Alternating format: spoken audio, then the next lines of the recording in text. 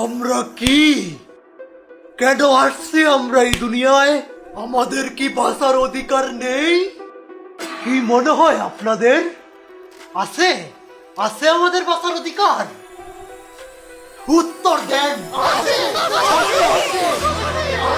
জানেন একটা মানুষের শরীরে কত লিটার রক্ত থাকে? 6 লিটার। 10টা মশা যদি একটা লোকের রক্ত খায় কতটুকু রক্ত লাগে জানেন? তিন ফোঁটা মাত্র।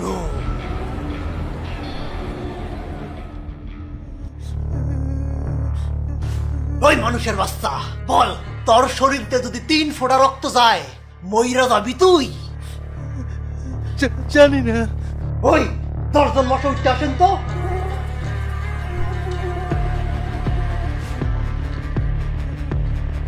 শুরু করেন। এই চুপ ছাড়া মানুষের বাচ্চা।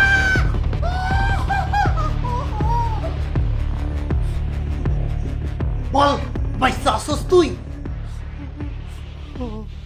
তোরাই মানুষের বাচ্চারা এই 3 ফোঁটা রক্তের জন্য আমগরে থপড়ায় পিসা মারস, পিন্ডা সাইটটা কইরা কয়েল ধরাস, যাতে আমরা দম আটকাইয়া মইরা যাই।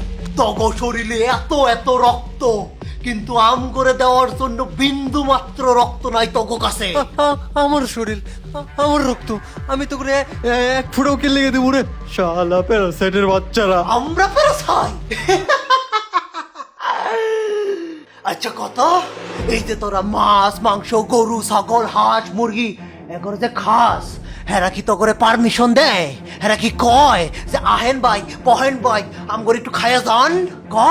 খাস না করে? খাস। খাওয়া কোনো খারাপ জিনিস না, বাঁচতে হলে খাইতে তো হবে। এক জীব আরেক জীবের উপর নির্ভরশীল, এটাই প্রকৃতির নিয়ম। কিন্তু কিন্তু কিন্তু এখন মানুষের বেলায়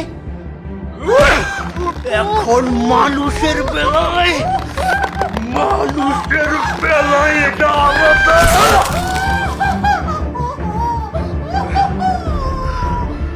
কারণ মানুষ অন্য প্রাণীর শরীর খাইতে পারবে, কিন্তু মানুষের শরীর থেকে 1 ফোঁটা রক্ত, মানুষের শরীর থেকে 1 ফোঁটা রক্তও ধরা যাবে না। বলেন আপনারা, কে ঠিক করে দেয় এসব নিয়ম? থাক ওসব কথা, এখন আমাদের বাঁচার দায়িত্ব, আমাদের ভবিষ্যতের দায়িত্ব আমাদের নিজেদেরকেই নিতে হবে। আর আমাদের বেঁচে থাকার একটাই উপায়, সব মানুষের মৃত্যু। আমাদের এই কাজে সাহায্য করবে আমাদের আফ্রিকা থেকে আগত ভাই আর বোনেরা, ডেঙ্গু মশারা।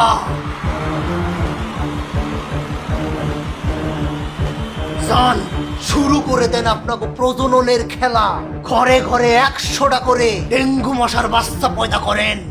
এই দুনিয়ায় মানুষের সময় ফুরায় আসছে, তোরা বেঁচে থাকার জন্য অন্য প্রাণীরে মারস, এখন আমরাও তগুলোকে তাই করবো। না থাকবে মানুষ, না মরবে কোনো মশা, আর এটাই হবে আমাদের প্রতিশোধ, মশাদের প্রতিশোধ।